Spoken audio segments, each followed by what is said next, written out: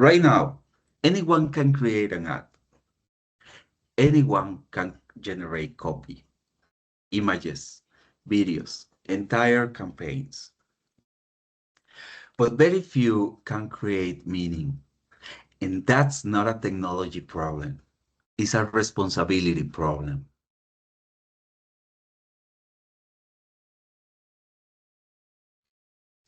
We are producing more content than ever, faster, better looking, optimized for every platform. And still, most of it disappears the moment it's published, not because it's bad, but because it doesn't say anything. It doesn't challenge us, it doesn't stay with us, and most importantly, it doesn't ask anything from us. Good craft, good execution, and still nothing stays with us.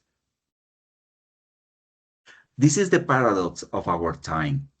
The easier it becomes to create, the harder it becomes to matter. AI didn't create this problem. It just made it impossible to ignore. Let's take a look to this. What's good, you lot? Aye, we're here in Brighton on the film set of Big Man. We're making cinema. Show you around. This is the biggest house I've been in. Oh my gosh, I just stepped on this. Nah, look at these platinum plaques. Tens, man, big up. This is Stormzy's shoe, fam. Size what? Oh, bro. Nah, this is life. I know that you man probably think that he's the star, but we're the real stars. We're the stars. The school, trust me. But yeah, we're just gonna be shooting the final scene where we listen to Tensman's new tune. Yeah, we've literally got cameras from every single angle. Angles you wouldn't even expect. Tensman, you know? I'm tired, bro. I'm just trying to cut yard. That's a wrap. It's a wrap, bro. Show it below there, bro. I think it's done. This didn't work because of the camera. It worked because of a decision to step back, to trust people, to accept imperfection, meaning over control. And that's uncomfortable because control feels safe, but safety rarely creates love. Another example. Coronavirus pandemic has unleashed one of the toughest, unprecedented times for everyone across the world. Many businesses have either shut down or fighting for survival after incurring heavy losses. Sales have dropped drastically under the coronavirus-induced lockdowns. But in a very positive gesture, Burger King recently left their fans shocked when they asked customers to order from McDonald's or any other food joint so that restaurants employing thousands of employees can get support in these uncertain times. This came as a shock as Burger King and McDonald's often roast each other on the social media platforms. The note read, "Order from McDonald's. We never thought we would be asking you to do this, just like we never thought we would be encouraging you to order from KFC, Subway, Domino's Pizza, Pizza Hut, Five Guys, Craig's, Taco Bell, Papa John's, Leon, or so any of other independent food outlets too numerous to mention here. In short, from any of our sister food chains. The positive move has been appreciated by the social media users that have hailed Burger King. Earlier, McDonald's had also tweeted to its customers trolling them for not asking about how they are doing and for only inquiring about items on the menu. Their tweet read, "It's always when is the McRib coming back?" and never, "How are you doing?" person who runs the McDonald's account. Well, one thing is for sure, the coronavirus has taught us to stay united and stand up for each other.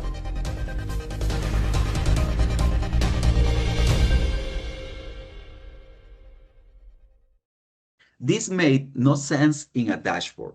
It helped competitors. This didn't protect market share. It didn't protect ego. But it made total sense as a human gesture. It protected meaning. It showed restraint. It showed perspective. And it reminded people that brands are part of society, not just competitors inside it. So, the real question brands should be asking today is not how fast can we produce, but why should anyone care? And that's where real creativity begins.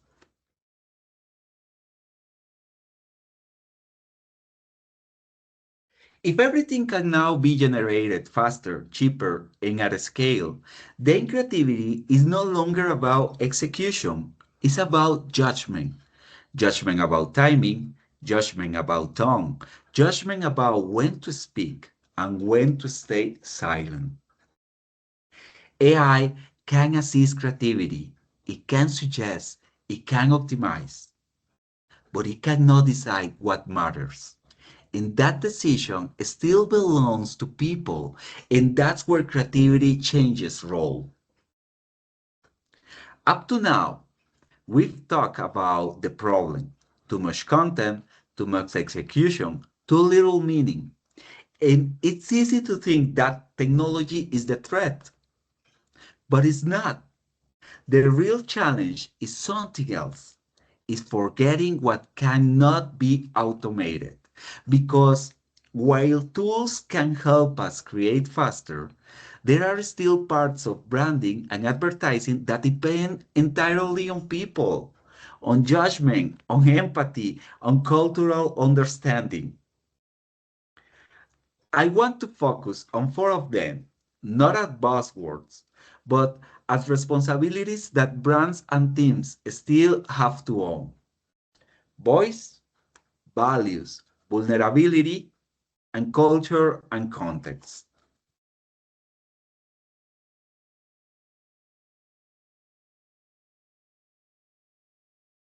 When I talk about voice, I'm not talking about tone of copy. I'm talking about behavior. Voice is how a brand sounds when no one is forcing it to speak. So the real question is, does it sound like us or could it belong to anyone in the category? Let's take a look to this example.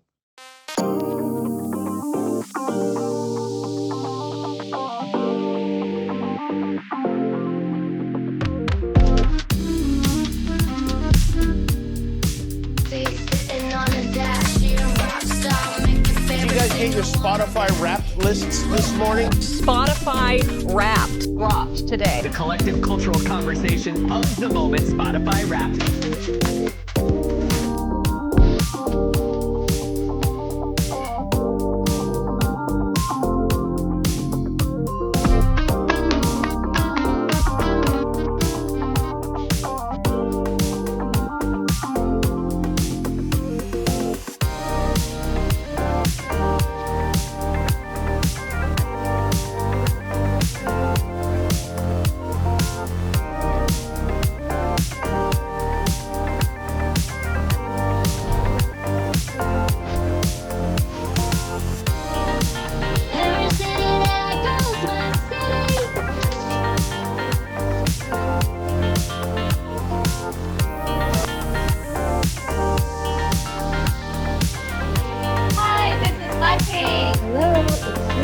Hey, it's Posty. I just wanted to say thank you so much. wanted to be a part of this by that. Thank you, awesome. I'm a rock star. It's a hype, hype.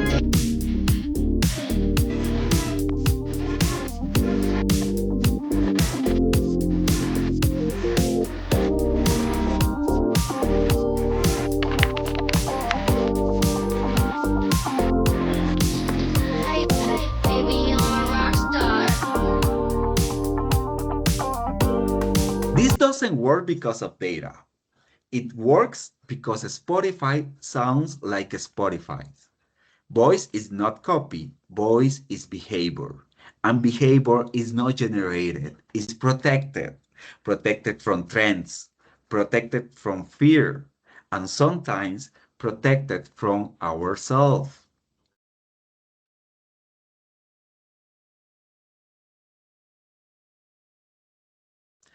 Values are one of the most overused words in branding. Trust me, mostly because they're often treated as statements.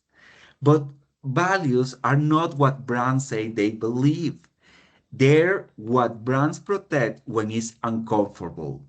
So the real question here becomes, what are we willing to give up in order to stay true to what we say we stand for? Let's take a look to this example.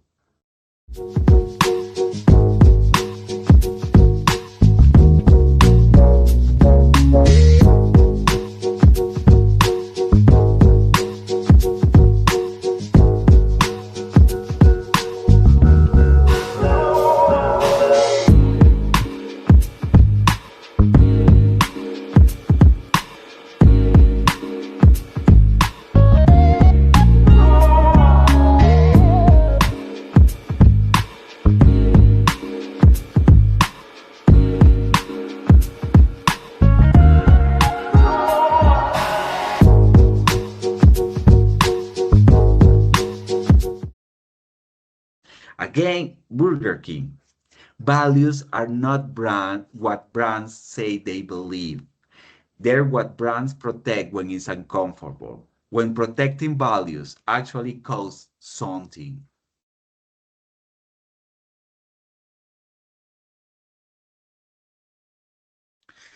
Vulnerability is scary for brands because it means letting go of control, but it means not looking perfect. But the truth is simple. Perfection is easy to ignore. Vulnerability, on the other hand, creates tension, and tension creates memory. So the question here is, are we trying to look good or are we trying to feel real? Let's take a look to this Duff example. I'm a forensic artist. Worked for the San Jose Police Department from 1995 to 2011. I showed up to a place I'd never been, and there was a guy with a drafting board. We couldn't see them, they couldn't see us. Tell me about your hair. I didn't know what he was doing, but then I could tell after several questions that he was drawing me. Tell me about your chin. It kind of protrudes a little bit, especially when I smile. Your jaw. My mom told me I had a big jaw. What would be your most prominent feature? I kind of have a fat, rounder face. The older I've gotten, the more freckles I've gotten. I would say I have a pretty big forehead. Once I get a sketch, I say thank you very much, and then they leave. I don't see them. All I had been told before the sketch was to get friendly with this other woman, Chloe. Today I'm going to ask you some questions about a person you met earlier, and I'm going to ask you some general questions about their face. She was thin, so you could see her cheekbones. And her chin, it was a nice, thin chin. She had nice eyes. They lit up when she spoke. Cute nose. She had blue eyes, very nice blue eyes. So here we are. This is the sketch that you helped me create, and that's a sketch that somebody described of you. So yeah, that's...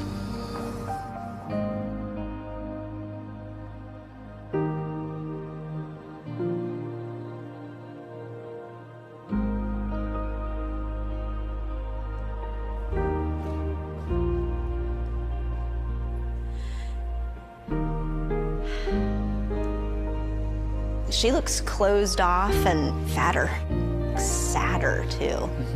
The second one looks more open, friendly, and happy. I should be more grateful of my natural beauty. It impacts the choices and the friends that we make, the jobs we apply for, how we treat our children. It impacts everything. It couldn't be more critical to your happiness. Do you think you're more beautiful than you say? Yeah. Yeah. We spend a lot of time as women analyzing and trying to fix the things that aren't quite right. And we should spend more time appreciating the things that we do like.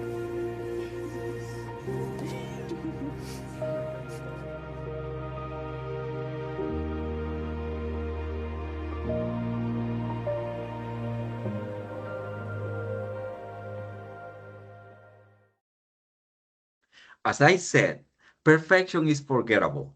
Tension is human. And tension creates memory. Memory creates connection. And connection is where brands stop being interchangeable. Connection creates love.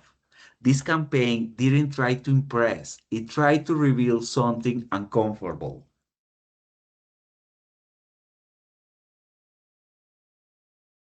Context and culture are not trends, they're lived experiences. And this is where automation reaches its limits. Because data can tell you what people are doing, but it can't tell you how it feels to live in that moment. So the question becomes, are we reacting to the moment or do we actually understand it? Nike can give you an example. We're never alone. And that is our strength. Because when we're doubted, we'll play as one. When we're held back, we'll go farther and harder. If we're not taken seriously, we'll prove that wrong. And if we don't fit the sport, we'll change the sport.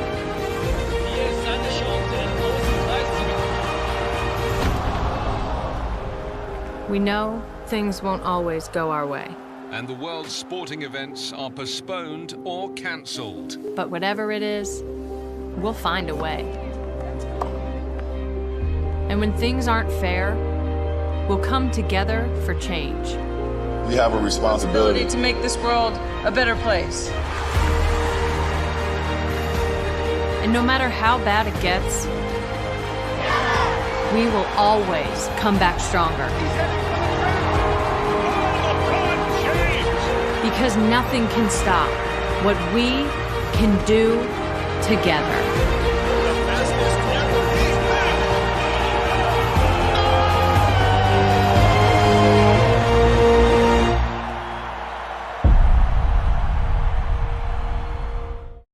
This wasn't about sport. It was about timing, understanding a moment, about reading the room, about understanding culture while it's still happening. Context cannot be automated. None of these things can be automated. No voice, no values, no vulnerability, no cultural understanding. They all depend on people making decisions. And this is where things start to get uncomfortable. Because when execution becomes easy, decisions become the real work. Creativity is no longer about producing more ideas. It's about choosing which ones deserve to exist. Creativity is not disappearing. What's disappearing is the excuse to be generic.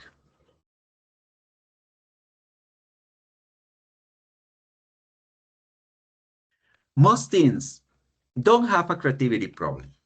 They have a decision problem. Too many ideas, too many executions, and not enough judgment. Up to this point, we've talked about what's changing. We've talked about technology, about automation, about what cannot be replaced. But the real question is not what's happening, it's what we do with it. Because knowing that something cannot be automated doesn't automatically make us better at our jobs. What makes the difference is how we decide. And most teams today don't fail because of lack of ideas. They fail because they don't have a clear way to choose. So before thinking about formats, platforms, or tools, I want to share a very simple framework. Not a model to follow blindly, but a set of questions I use to protect creativity when everything around us is pushing to produce more. This is the creative decision framework.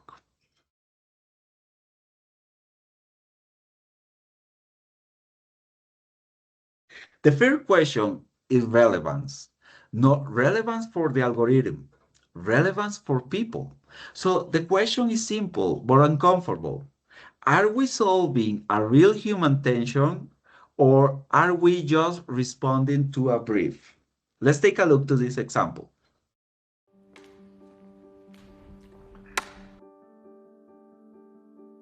Hi, Erin. Hi. Okay, so I'm gonna just give you some actions to do. I just do the first thing that comes to mind. Show me what it looks like to run like a girl. My hair. Oh my God. Show me what it looks like to fight like a girl. Now throw like a girl. Aw.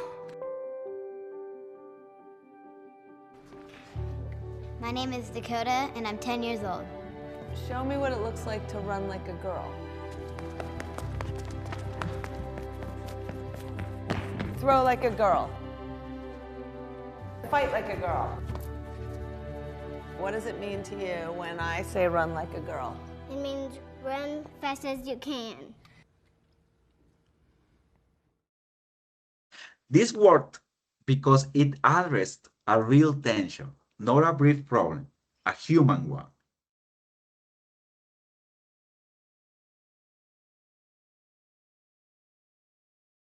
The second question is risk, not creative risk, business and cultural risk. So the question becomes, what are we willing to lose with this idea? Because if the honest answer is nothing, then the idea probably doesn't matter. Let's take a look. I would always rather be in the business of doing fewer things better than be in the business of slinging cheap stuff for the sake of consumerism. In the early days of Patagonia, the problem was that people were buying it too much. Some people had every colorway of a snap tee that we made. And then someone got this bright idea to really talk about, like, how do we convince people to only buy what they need? The world-renowned company, famous for outdoor clothing and gear, encouraging consumers to limit their spending to help Mother Earth. We switched to organic cotton in 1996. We started paying fair trade premiums at our factories, having our suppliers be transparent with us of where things were grown and who was involved. But at the end of the day, every new unit we make has a footprint on the planet. Greenhouse gas emissions, it's waste that happens through manufacturing, it's water consumed during the process, it's chemistries that's used. I couldn't think of a more worthy problem to solve. I got nothing to lose for the pain, just to Patagonia, don't buy this jacket. This idea risks sales, it risks growth, and it chooses honesty anyway. That's not bravery, that's responsibility.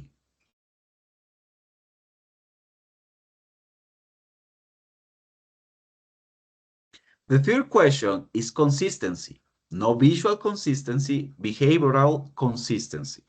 So the question is, would this idea still make sense if our logo was removed?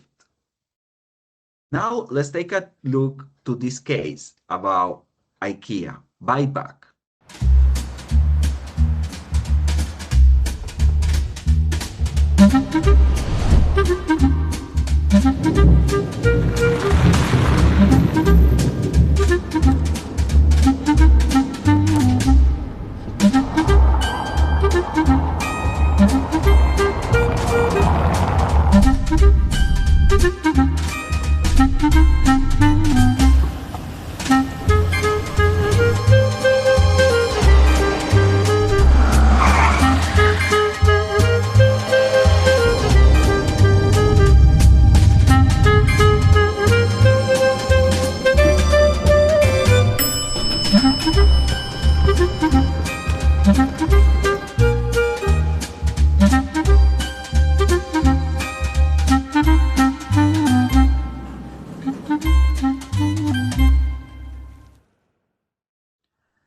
Consistency is not repetition, it's discipline over time. And discipline only exists when teens say no more often than yes.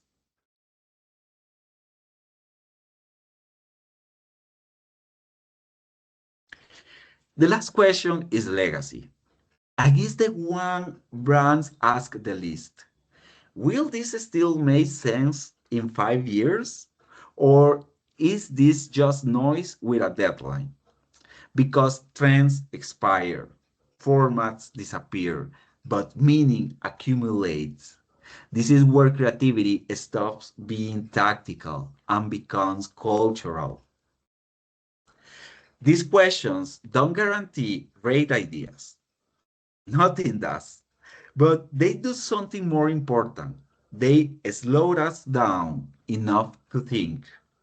They force teens to stop reacting and start choosing.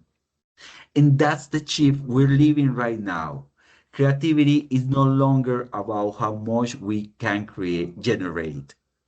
It's about what we're willing to stand behind. Because when ideas are cheap, responsibility becomes expensive. And that responsibility doesn't belong to technology. It belongs to us. And that brings me to the final part.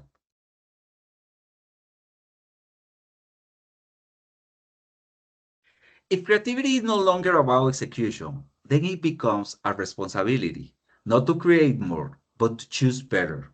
Choosing what deserves attention, choosing what deserves care, and choosing what deserves to exist in people's life. Create less, decide more. Less content doesn't mean less ambition. It means more intention behind every decision.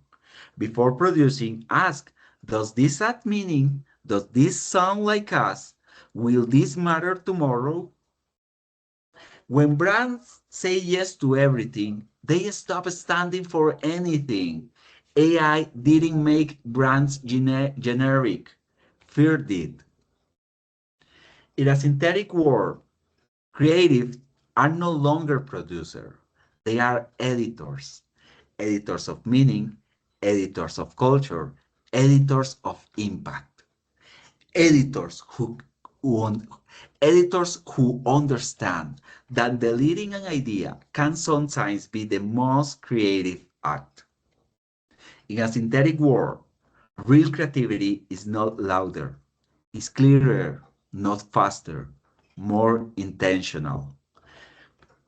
Because the future of brands will not be decided by the tools we use, but by the choices we make. And those choices say something about us, about what we value, about what we protect, and about the kind of impact we want to leave behind. Because brands are not built by algorithms, they're built by people who care enough to choose. And in the end, that might be the most human thing we can do. Thank you so much.